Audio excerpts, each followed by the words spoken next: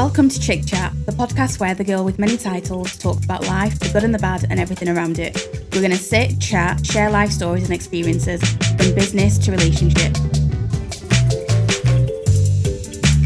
Hello and welcome to another episode of the Chik Chat Podcast. Today I am joined by, finally, my little brother. I say little brother, technically you are huge, a little big brother, but Big boy.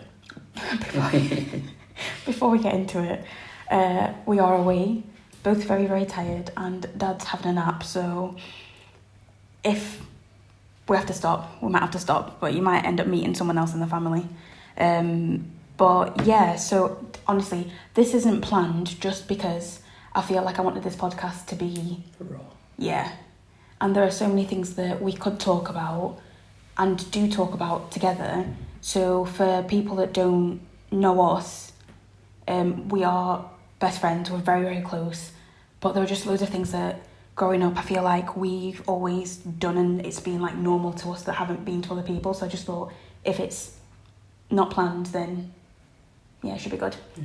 So for the people that don't know the podcast and know me, the way that we normally do the podcast is we will start with challenge of the week or tip of the week. In the middle we have a check-in, so basically how are you doing mentally, how are you really, and then at the end we'll finish with a win of the week because we want to finish on a positive. So yeah, what is your current challenge of the week? Managing people. And is this in work, in life? In work, in life, in every aspect of my being at the moment. Apologies, I will mumble, I do mumble. So. Oh yeah, you do mumble. I'll remind you when you are mumbling. No, that's fine. So my job is sort of human resources. I work in recruitment. So I think my difficulty is going to manage people. I'm quite an upfront and honest person, and I try and practice what I preach, and when I'm speaking to people and trying to confirm things and get people where they need to be, I normally expect that people will say what they're going to do, or at least attempt. But I think as of late that's my challenge of this week. It's a challenge of many weeks, but particularly this week I think it's been something I've had to overcome and combat. Do you know what? I feel like that also resonates. So my tip of the week is actually, weirdly enough, a little bit of an answer to your challenge of the week.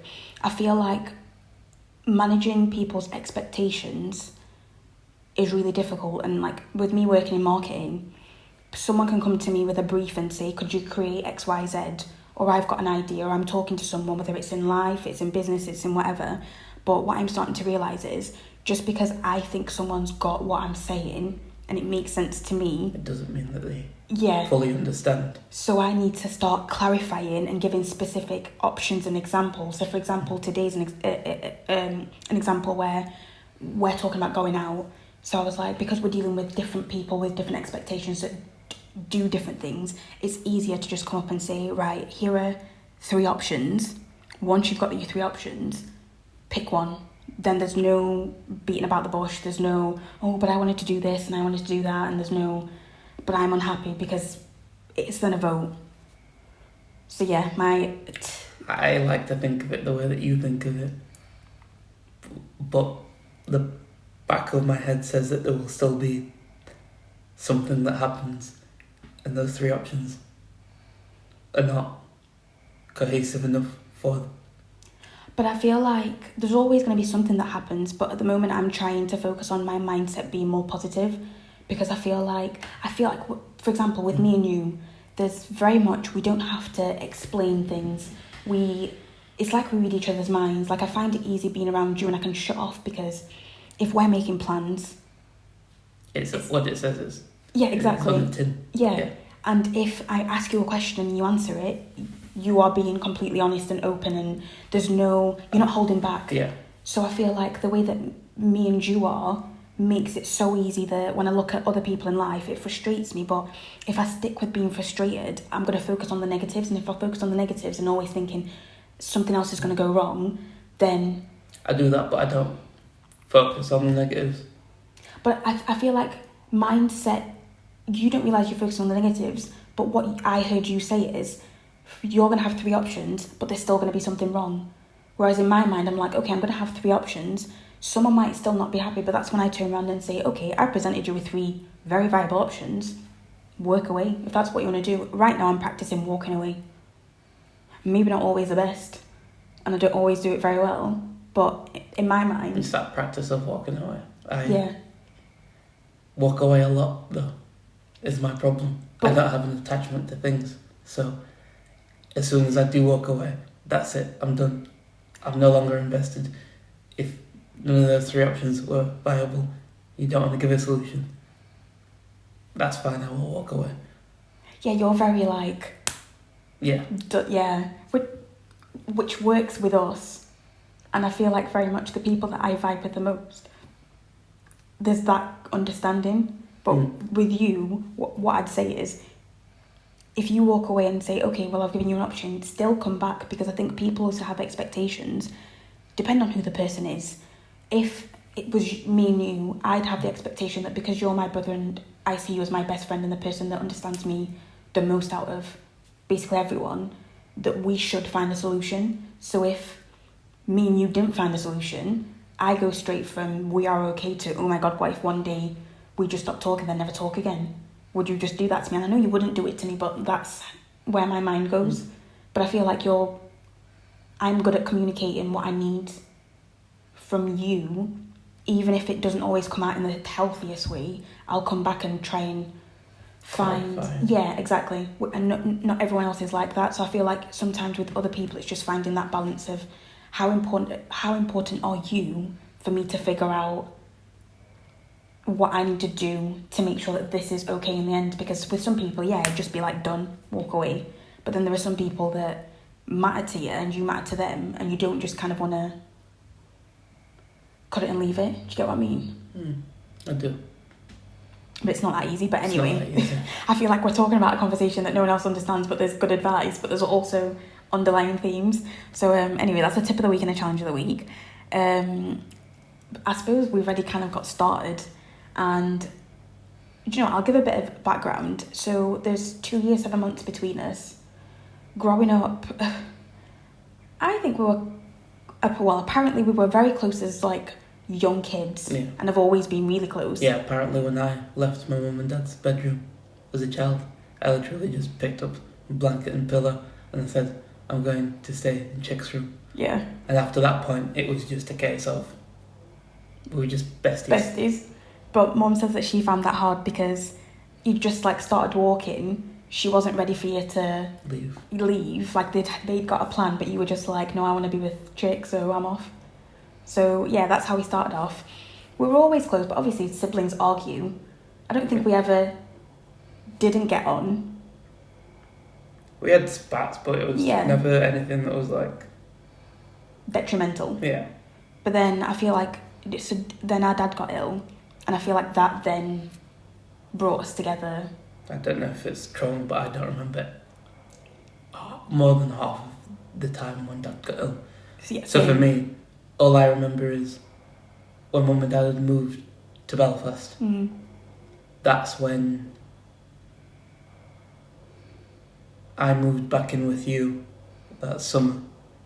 And even then we were probably close, like when I was in sixth form. Yeah, we were really close, but that summer when we moved back in together, that's when like, I just think if there was any sort of a line, it got brushed over, and it was just a case of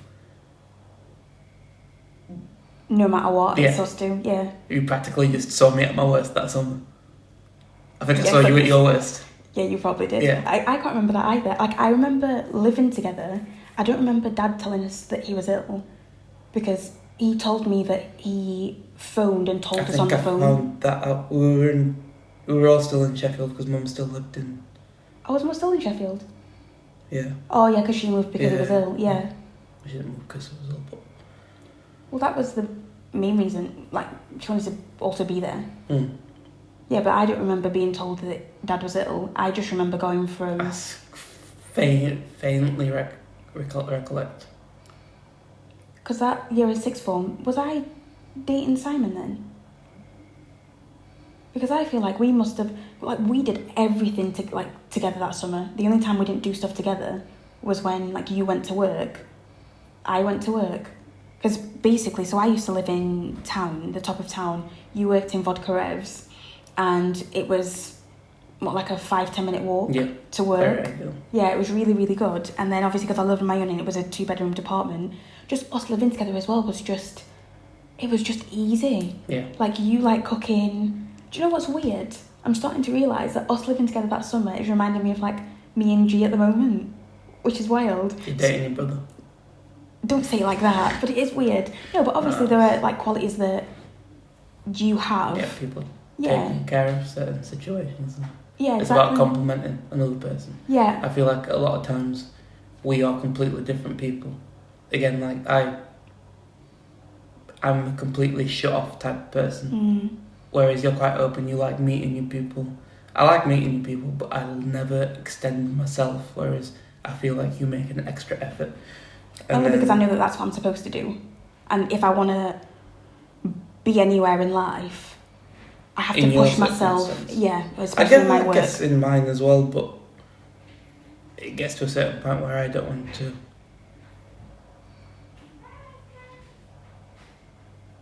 insert myself into any situation that isn't going to provide me any benefit without extra effort or strain or stress. Yeah, I get that, especially now you've got a kid. Yeah, but I think it's been a long-standing thing where I've always wanted, not the easy way out, but or the easy answer, but I will go for the least stressful.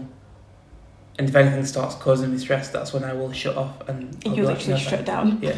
Whereas you're the opposite, and I think sometimes I need you to come in and tell me, don't do that or do this, or and you sometimes need me to sit down with you and say, okay, this is what you're currently doing, and this is, you might not see the way that you're behaving the same way I might not see how I'm behaving, but it's always best to have another person to come in and say, from an objective point of view. Yeah.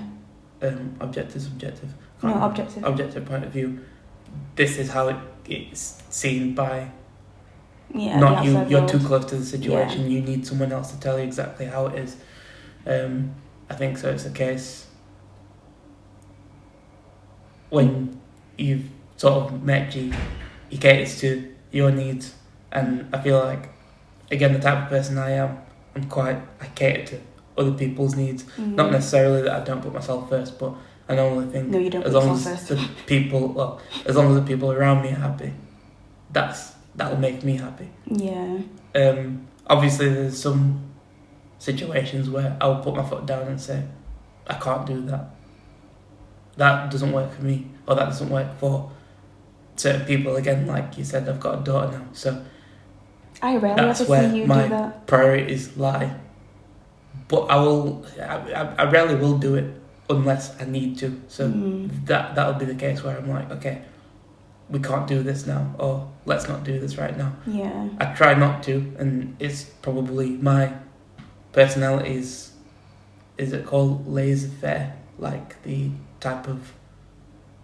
Like nonchalant and... Yeah, I'm not bothered. I'm not when it comes to the conversation of alpha beta structure, I don't care about any of that. Like, people are people. Oh wait, sorry, you've just said, so Malenka comes out with words sometimes, and G's very much like this as well. Now you said it's really funny. So what do you mean by alpha beta? What did you? I can't remember what you said. You said alpha beta something. It's just like the construct of, if you're a man, you're either alpha, you tell people what to do, you bark orders, you're the leader of the room, and then if you're a beta, you follow the leader and you do what other people tell you to do. Do you know what's really funny about this conversation? So I think I was talking to G and Dad about this week, and I was saying that I was talking to one of my friends, Isla, a few months ago. I was back in Sheffield, and she had lost her granddad, and she was talking about how her granddad was very much a man's man. Yeah, don't talk about your feelings. No, not even like in terms of don't talk about your feelings, as in he had masculine energy. I think that's what I'm trying to say. He had masculine energy where if he needed to put his foot down and say what needed to be done, he could do that. But as well, he was very comfortable in his feminine energy. And that made me realise that Dad's like that, you're like that, G's like that. Yeah. So I feel like you're the best type of men, and I resonate with men like you guys the most because you know who you are. You're not. Yeah. It's not. Oh, a woman should be doing this. A man should be doing this. We grew up in a household where Dad cooked, you cook, G cooks. Yeah. I don't do the cooking. Mum doesn't do the cooking. Like, we do cook, but there are things that men and women would look at and go, that's not a gender norm. Or, yeah. And I hate that whole gender norms and the gender stereotypes because ultimately, at the moment, I'm struggling because as me and G try to figure out what our life is going to look like, apart from like being around you, no one else lives a life the way that I want to live my life. Do you know what I mean? Yeah. And no one's open enough to try and live their life the way that they want to live it. So things like getting a cleaner, that's something that we've agreed. I want things to be a specific way in the house, and G is a tidier rather than a cleaner. I'm a cleaner, but I don't have time to clean. Yeah. So we've got a cleaner. And no matter what, I'm going to make sure that I'm always making enough money to have that person in our lives.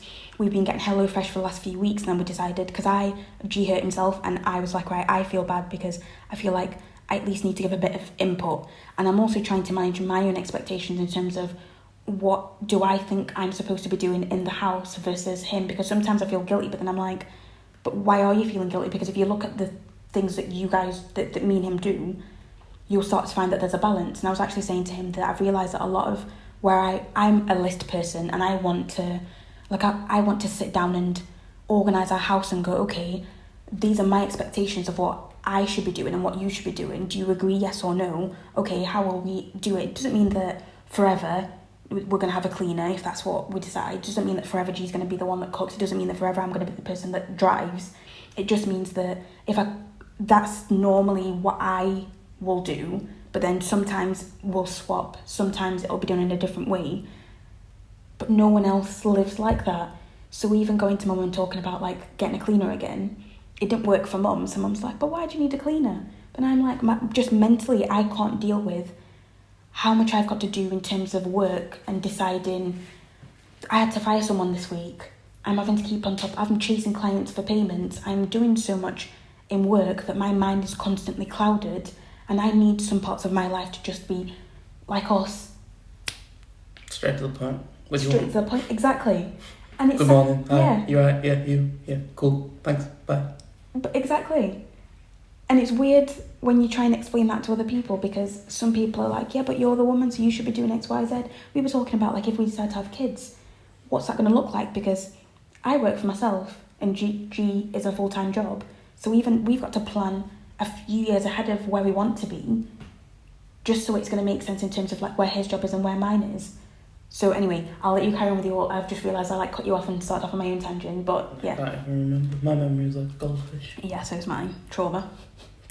Actually, talking about that, I'm talking about the fact that I'm now living a life where I'm choosing what I want my life to look like, and ultimately I am doing that because of you.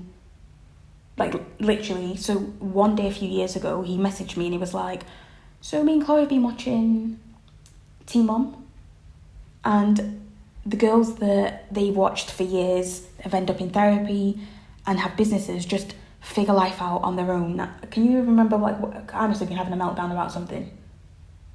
Just about therapy. Yeah, because there was a specific reason you suggested I go to therapy. I was just saying that in America it's a normalised thing, and I can't remember what happened. But you thought it would help. Well, I think I remember having a conversation with you coming out of a therapy session. Oh yeah, you started therapy first. Yeah. And oh my god, so he started therapy first, and every time he came out of therapy, we'd talk. Just give you like a bit of a debrief, just be like, oh, it's deep. I didn't realise that this could be this or this. Yeah. They never really give you an answer as to why you might be thinking certain things, but they sort of start pulling at the string, and you've got to pull at the string a bit more. Yeah. I think if you start mentally asking questions And again, I'm that type of person that won't ask questions. I'll just move on with it. Each day is different from the last, so I'll just move on. But obviously, in the longer term, it's more a case of analysing. Why do you feel certain ways? And again, I'm quite shut off to the way that I feel. Whereas I'm the opposite. Yeah, like I'm pretty sure I went like a few, many, like 3-4 years without crying. And I was like, this is normal. And then I realised that it's not. And again, I've not cried in well over a year. That's crazy. I cry all the time. I literally made a TikTok the other day saying G signed up for this strong independent woman, not realising that he was going to get someone that in really difficult situations, done, I will sort life out. Tiniest of inconvenience, I will cry. Like, all the time. But I feel like that's because he gives me such a safe space that I can just let my emotions out and be that. Like, even around you. Like, I was leaving you guys last time, I just cry all the time. Cried. Yeah. Like, when I'm leaving the dogs, I cry. I leave you, I cry. I leave Eliza, I cry. But for me, it's understanding, because I never used to cry, and then all of a sudden I started crying, and I was like, why am I crying all the time? This isn't normal. But then I was like, when you talked to me about therapy, it felt like I was getting therapy sessions. And then obviously when you suggested it to me, I was like, okay, he's told me it's an okay thing to do. He's taken that leap and he's gone first. Yeah, I think with the teen mum thing, I was like, that must have been at a similar time where I was saying, you know what, it's a lot more known in America and a lot more people do it. And I was like, maybe look into it, just because it cleared my mind as to, it was 4 years ago now. That's wild. Because basically it was just a thing in my life that happened, and again it's probably just carried on. I've never really come to the full conclusion. I struggle letting people in, and I'm very, if you look at my Instagram messages and everything, I don't message people back. If you look at my WhatsApp, I don't message people back. If you look at my anything, I don't open the messages. I know that they're there. I know that people are there if I need to, but I'm a very closed-off person. But does that make you anxious? I have anxiety, but I don't think that makes me anxious. Whereas, I see, because you're good at detaching. Whereas for me, I'm bad at replying. Because I'm constantly working and on my phone, I go, oh, I'll do this later. And then they just build up. And to the point I do that too. But to the point where, like, I'll lay in bed and be like, there are people I've not replied to, emails, messages. Yeah. I feel really guilty, but then I get so overwhelmed that I just sit in feeling overwhelmed and then take ages to reply anyway. Like, sometimes I think I love my friends, and even Harvey is the most patient person I have ever met, because genuinely it can be, like, I can be messaging and we're talking and then I just stop because I'm doing something, and then it'll be like a month or a few weeks, and then it's like... all the time. And it's not great, but I think a lot of people understand with myself, if you know me, it's not a bad blood thing, it's not I'm avoiding you, it's just, again, my time's taken up with my own things, like Eliza and my fiance and work, and I like to go to the gym to clear my mind, so all the stuff that I'm currently doing is kind of, each person has their own life to go on. I'll sort of respect that and move on. I hope other people do. If they don't, but it's not personal. But yeah, exactly, it's not personal. I do get that, but I also think that's where, when in terms of like how me and you are different, where you stopped going to therapy and I started, when we sometimes have conversations now, I feel like I'd benefit from going. You would definitely benefit from going, because where I am now is where I know you're going to be.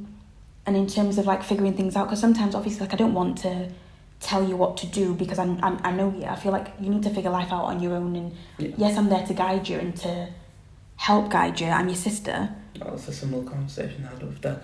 And Dad was saying that now that we're old enough, he's never going to tell us what to do, but which he says it that way. He says it that way, but I feel like sometimes when we don't take the advice, they get offended because they expect that because they love us and we trust them, that they know what's best for us. But sometimes, and that's why I always come to you to clarify if I've got advice from them, what you think, because you know me in a way that they don't. Like, we've gone out together, we've seen each other at our worst. Not that, like, I would be embarrassed to be like, well, yeah, I would be embarrassed in some of the situations that we've been in to be like that in front of them, but there's just a friendship we have where there's nothing I feel like I can't talk to you about. Yeah. So if they're giving me advice, I know that their advice is coming from a parental point of view and they've lived a life that was different, whereas we've grown up in the same culture trying to figure things out together. As like growing up, people used to joke that we were born in the wrong bodies. Like, oh, I should have been the boy, you should have been the girl. But all these things that, like you've said, you're objective, but you're objective in a way where you can give me advice from a place where it's so specific in how you know me that I'll then just go, do you know what, I know he's, whether I like it or not, he's got a point. Yesterday was a perfect example where things were happening, an argument was starting, you talked to me and I was like, okay, I'll explain my part, you heard me, and then I noticed that after you texted me about during whatever was happening, and I would have texted back and I was like, I'm not going to carry it on because we've had the conversation. Yeah. I got where you were coming from. Yeah. You got where I was coming from. Be careful on there. Sorry. It's not that deep. We'll get over it. And that was it done. And my conscience is clear. I'm happy. You're happy. It wasn't about us, obviously, but do you know what I mean? Yeah. But again, it's things like that where I'm like, how I think now massively is also down to like our relationship, but also down to therapy. And I go, okay, I know that by the time you start therapy again, in this last 2.5 years, I have stopped pandering to other people and trying to like keep everyone happy because I know that I can't do it. I know that physically, mentally, I think I'm slowly coming to that conclusion. Like, there are things that you do sometimes. I'm trying to do that more, where I'm trying to outline and show you should not be doing this right now because you need that especially now you've got a kid, you also need a bit more of like mental capacity to be able to deal with what's happening, because if Eliza has a tantrum or something's going on, all of a sudden if your mental capacity has already been taken up and then you're dealing with a child that's screaming, you're like, well, what am I supposed to do? And I'm pretty good at prioritising and moving things about in my head. But you prioritise everyone else but you is what I'm trying to say. Yeah. So I know you'll always put your family first, but what I hope for you and look forward to you figuring out is who you are outside of the construct of family and upbringing. Do you get what I mean? Like, that's where I am now. I'm figuring out, what do I enjoy doing? What do I enjoy not doing? Who do I want to be? Who do I not want to be? I know what I do enjoy doing, and it's just the time outside of... First question, if someone asked you what would your dream job be, what would it be? Don't know. Those are the types of things that I'm specifically talking about, where I go, it's not even just about the dream job, because I think the dream job comes from understanding who you are. I don't think that's necessarily the case, because I'm qualified within engineering. I've got experience within customer service, human resources, employment. I'm only 26, and I think that's another thing for me. I'm not worried about committing to an idea of a dream job, because I know I'll box myself in. But that changes. If you'd have asked me 10 years ago what my dream job would have been... I think that's the thing, it changes. So what I'm trying to say is the fact that you right now can't answer what you think your dream job would be means that... I don't think if you asked a lot of 26-year-olds and be able to give you an affirmative answer. And that's what I'm saying, that's where the problem is, and that's where, because I've been in therapy for the last few years and I've had time to figure it out and try things and do things, I'm starting to work out that, one, I don't need to box myself in, because if I want to change my mind tomorrow and do something completely different, I can do it. Yeah. 2, at 15, my dream was to have a dessert bar and to be able to work from anywhere in the world. I've been able to work from anywhere in the world for a few years. I decided I didn't want a dessert bar. That's okay. But I had a cake business. If I want to open a dessert bar or a cafe, whatever, tomorrow I could decide to do that again. But it's in the fact that... It probably comes back to the fact... Oh, sorry. No, go on. That you knew from younger what you wanted to do, and I never did. Only reason I didn't know what I wanted to do. I knew that I wanted freedom because I felt very boxed in terms of society, culture, I didn't gender. feel any particular way about anything, so I never had any motivations other than the fact that I knew I was going to university. And I think this all plays back into the why I went to therapy. Once I finished university twice, I was 22 with a master's, and I was struggling to get a job because I had too much on the qualification side, and any jobs that I wanted were far away from my now fiance, and that wasn't part of what I was willing to compromise, and that led me down the path of, once I finished studying and I wasn't able to get a job closer to home, a bit of an existential crisis of what now, because that was all the sort of target was: you become an engineer, doctor, lawyer. It's like 4 careers in an African/Asian household. Yeah. So also, don't forget, I failed a lot as a kid. So it was like... I didn't. And you didn't, yeah. So at least you were able to learn from failures, and that's the thing. You have to learn from failures. Yeah. I never did up until 6th form. Yeah. And even when I did, it's not like I failed. It's just that I did not well enough to get into my first 2 options to university. And I was going to do mechanical engineering, and I don't know why, but when I was on the phone call, I changed my mind on clearing to say, actually, I was really good at electronics in A-levels. I think I want to do electronic engineering. So that's the path that I went down, which at least that failure made me do something that I was at least a bit more passionate about. But that was the first time that I'd failed, and even then, it's not like it had stopped me and I had to do a year again and reassess my options. Which I had to do. It was a failure where I had to just carry on, and it was over the course of a 10 to 15 minute conversation where I was now going to a different town. I ended up, instead of going to Loughborough Lincoln in Huddersfield, doing a different course. And that's the only sort of, when you talk about branching timelines, that's probably at the point where a decision was made that was a branch off of what I'd initially thought it was going to be. And once I'd finished uni, which was my end point anyway, they'd probably come back, be finish uni, have your qualification.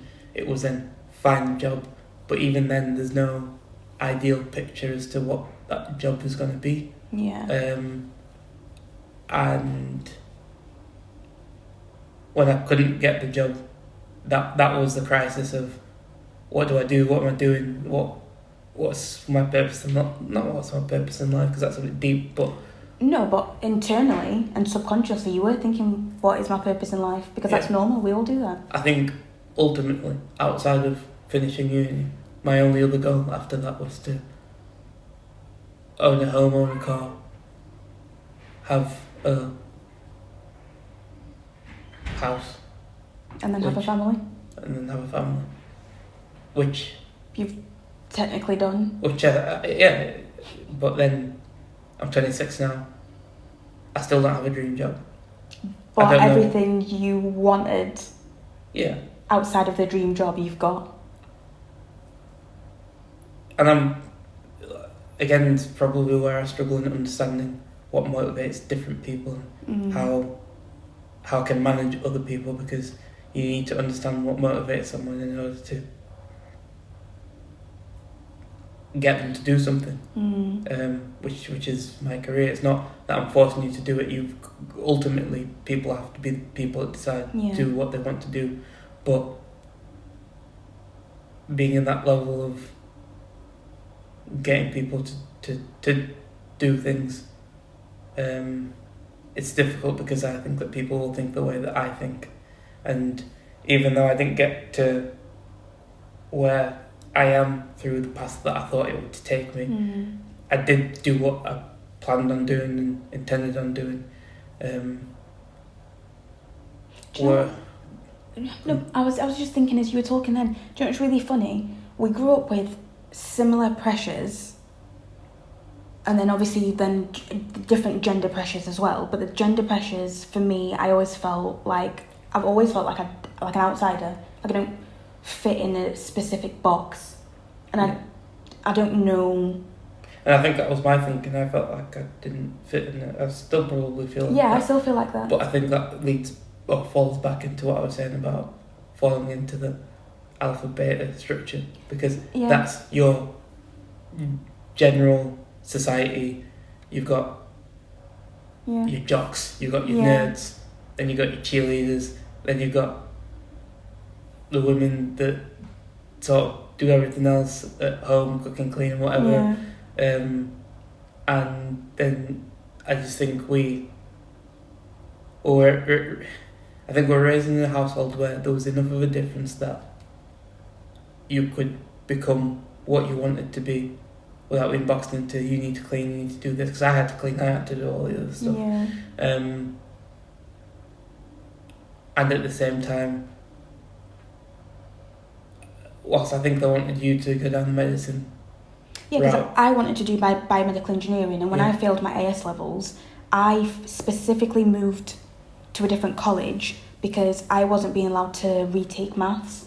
And I was like, well, who are you to tell me I can't do it? I knew why I failed. I knew I could do it. Yeah. And that's what made me move. So like you were saying in terms of like that timeline split, for me that was my timeline split, because I moved specifically to do engineering, and then when actually I'm going to do business, because the business I was selling at college, I was starting the business again, things were going really well and new opportunities were coming up. So I was like, okay, let's see where this goes. Sat with Muma, our cousin, who said, right, I did business at uni, it leaves all these options if you want to go into accounting, if you want to go into marketing, if you want to go into whatever else. I wish I was sat in that conversation. It leaves that helped me, because there was someone not of the parents' generation that had already been through a little bit of life and understood, again, culture from like our side of life. But then ultimately what I'm hearing is both of us felt like we didn't belong, had an idea of the end goal. We're getting to the end goal in different ways. We both got homes. You've got your family. I've got a partner I'm really happy with. I bought my home. I look back sometimes, I'm like, why am I so like hard on myself? I had my home, which is, I look around now and I'm like, this is actually a really nice house and quite a big house. Looking at the home that Mum and Dad first had when we moved to England versus like what I've got as my starter home, miles apart. Technically, like my dream car at the time was a Mercedes A-Class, and I got an Audi A1, which is basically the same thing. I was like, I've technically got my dream car as well, and my dreams have changed, and I've moved my own goalposts, but ultimately I've achieved what I wanted, but I'm still not satisfied, because...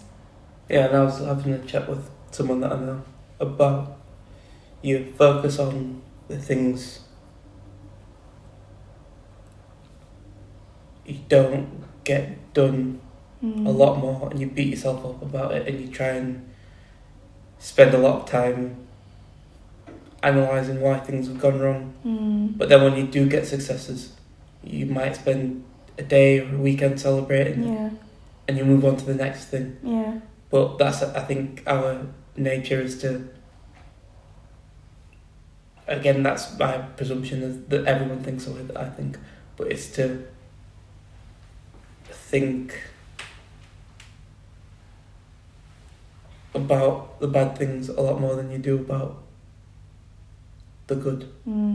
But there are some people that walk around on this earth being extremely delusional. Everything's just going to work out for them. Or content, Mediocrity. And but then I'm like, but we're not content with what's definitely not mediocre. And that's why I was saying, even at the beginning of this, that I'm trying to focus on my mindset, because like my coach said to me the other week, what if you've achieved everything you were supposed to achieve, and now it's just about figuring out how to make what you've currently got better. Keep doing you, but just find ways to make it easier on yourself. And I was like, existential crisis, because what do you mean I've achieved everything I'm supposed to achieve? I think that, again, like you said, that's my exact same struggle, because now that I've got the car, I've got the house, got the kid, got the 2 dogs. Get married. Building the family, so the next thing is getting married, upgrading the car, upgrading the house. Yeah. Yeah, it's about developing into that, but also managing your time so that you can do that, because I don't think when we were younger we thought we'd get to this point and struggle for time. I think when we were younger we thought we'd have plenty of time once we got rid of school and whatnot, but I've got less of it. When I was at uni, I had 2 jobs and I was going out regularly. Yeah. When we lived together, I was at Delicious, freelancing. I had my business. I was working at Carphone and was at uni. Yeah. And going through the trauma of dad being ill and the breakup of being cheated on whilst having the trauma of your dad being ill. And I just, definitely, I didn't deal with that as I needed to, and I'm having to deal with some of those repercussions now.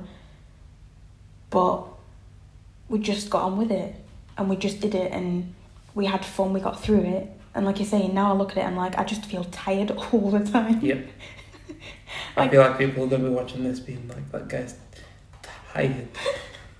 I'm tired. But not even just like your body feeling tired, it's like mentally tired as well. Yeah. Because I feel like right now I'm trying to work out, is there a point where you just go, I know you never have it all figured out, but I'd like to get to a point where I have financial stability, I have wealth behind me. Like, I think about, it's Eliza that makes me think more now about what I want my future to be like, because I think, what example do I want to be, like, showing? I want to be an example for her. So if I'm not practicing what I preach, what's the point? Because I want her to have a life where she knows she can do whatever she wants to do, she can be whoever she wants to be, she doesn't have to worry about money and worry about some of the things that she has to worry about. But those would be the same things that mum and dad would have said about us. Yeah. And here we are stressing.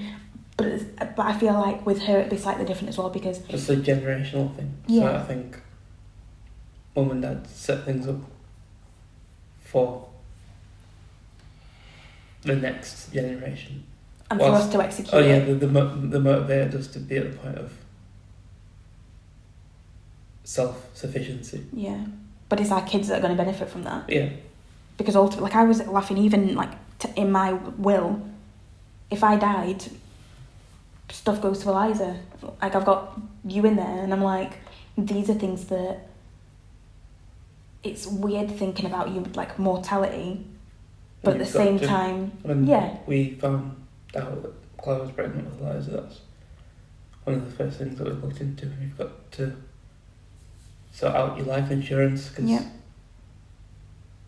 you don't realise it, but if you're not there when your child's growing up, you want that security. Yeah. So. But it's even the fact, it's knowing. So for me, it was never even a second thought. It was always my kids and your kids. What? And obviously you. But it was always going to be, what could I do to make sure that if I wasn't here, your lives would be easier? And I work hard to try and make sure that some of the worries and stresses that I have, ultimately one day you're not going to have those, because I can help you out the way that, because I feel like when you talked about like we complement each other, you compliment me in a way that my success in business, when I look at you and G at the moment, my success in business, of course it's down to me because I work hard, but the things that you give me make, like when you cook for me, when you make me a cup of tea, when you're there to talk to me about something that's... Just things that motivate you. It's the fact that you got a support system that takes care of you. Yeah, but it takes care of me in such a way that it removes so much of like weight off my shoulders that I'm then able to think, what am I going to do next? How am I going to figure the next thing out? Not even just that I'm doing it on my own. Sometimes you're also there for advice. So I'm doing really well at the moment because of you guys. and I want to make sure that you guys are looked after, because I feel like you guys deserve the world, because I feel like you help me breathe. That's the only way to describe it. For a long time it was like I was drowning just trying to figure things out, and I wasn't in a relationship where after a while it didn't feel like it was like that. It felt very much like I was in charge of business, life, family, everything, and it's overwhelming, it's all too much. Yeah. Whereas now I'm like, this is great. I can sleep. I don't have to think about cooking. I can decide what life looks like. Love it. I feel like people are starting to like walk around and move now, and we didn't do the middle like mentally how are you, but I feel like we've talked quite a lot about that. So we'll do another one in the future anyway, but yeah, we'll have to make it a lot more fun, because I feel like this has been very deep, hasn't it? But I feel like we also needed this, because I think sometimes in terms of reflecting, we don't get much time to just sit on the phone and just talk, because like you said, used to back in the day. Yeah, back in the day, but life changes. Yeah. And our check-ins are every day. We Snapchat each other. We will send a message in the morning and the evening to check in, like, which helps. It's really funny because I realised that you used to hide or make me. You used to camouflage my anxiety, and still do, because the reason that I have the second check-in on Snapchat is to make sure that if I died or something happened to me, someone would know that I wasn't okay, and that's why we do it. So this is my mum in the back, like, whispering. Sorry if you can hear her. But anyway, yeah, there are other things I'd like to talk about and fun things that I'd like to talk about, but I think this was a good one to get started with, because I think growing up, especially as immigrant children, there are pressures that we've dealt with them differently, but ultimately we've got to our goals at very young ages, and the next part of our life is figuring out, what do we do next? How do we want our life to be? And what's that going to look like? And I think that'd be a fun thing to talk about as well, because like I walked into this flat and was like, this flat is amazing, and this would be like a property that I'd want to invest in, to have, to... Is that Chloe? Oh, is that Mum? Oh. Yeah, like there are just other things now that I think about and go, the world is our oyster. We've done so much that we can now start thinking about things that maybe we didn't even know that were possibilities. And that would be a fun conversation to have, because, there's going to be a lot of fun things happening in the future for us. So, end with your win of the week.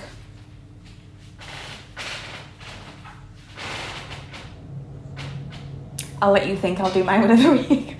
What is my win of the week? Do you know what, actually? My win of the week is I'm focusing on what freedom for me currently looks like in terms of being self-employed and building the life that I want to build and what I want that to look like, in terms of work, in terms of life. So we've travelled this weekend. I've got a bit of work to do, but I've done so much for clients that after like this weekend, I'll have done most of what I need to do for the month, and it's focusing on like sales, it's focusing on getting payments, it's focusing on some of the things that are stressing me out a bit more. So my win of the week is just that actually I'm practicing gratitude more, I'm manifesting, and I'm starting to see the positives of why I should keep checking in with myself in a positive way. Oh, and I get to see you, obviously. Great win of the week. Yeah. Fun. Yeah.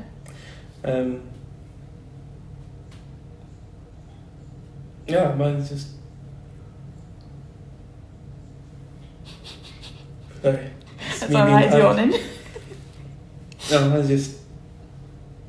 I don't know. Family. No, okay, you're not allowed to say anything to do with family. You have to have a win of the week, but it's just for you. Did you go to the gym? Did you cook something you wanted? Last Sunday, I'm not even, no, last Saturday, so I need to go back tomorrow. But did you feel like super guilty about not going to the gym, or was not it just like... guilty, but just, I need to go to the gym. I didn't do it Sunday. I was going to do it Monday, and then I didn't, and then Tuesday was Valentine's Day. Wednesday was the day before we had to get the dogs ready to come here, not to come here, to go to Chloe's mum and dad's, so it was just a long week. My one of the week was a 2-for-2 success rate with one of my clients at work. They had 2 positions. I booked both of them in for an interview on Wednesday. They interviewed Thursday, and then I got a phone call from the guy saying that he wanted them to start on Monday. So that's good. Well, that's a good win of the week. Yeah. High five. I also feel like your other win of the week is the fact that you used to go to the gym like 6 times a week and you love going to the gym, but you were able to say, do you know what? This has to move down the priority list and that's okay. Oh, you're going no. Because... No, I think the gym has brought routine into my life, which is nice. Yeah. But I do think 6 times a week was probably of doing it for what I currently am at. But when I was first starting off, I did need to build up endurance and durability and whatnot. I think especially now that I've had Eliza, I'm too tired. Even if I worked 30 hours a week, but I don't. I work a minimum of 40. I go in early on a Tuesday. I go in an hour and a half early on a Tuesday. I go in half an hour early on a Thursday. So it's just not enough hours in the day for me to. And then I need to walk the dogs. I need to spend time with Eliza. I need to cook, tidy up. Okay then, I feel like that's all still wins. You are managing life. Yeah, it might be a juggle, but you are managing, you're finding a way to make it work, and you know what you need to get better at doing. And ultimately you'll get there, because she'll get older, she'll start sleeping more, like, your routines will change. Yeah. Yeah, fair enough. Thanks. Being going. And thank you to everyone again for listening, subscribing, liking, keep doing all that, please. And I will see you sometime next week. Oh, I'm saying sometime next week, next Thursday. But yeah, enjoy your weeks, weekends, and whatever else. And bye. See you.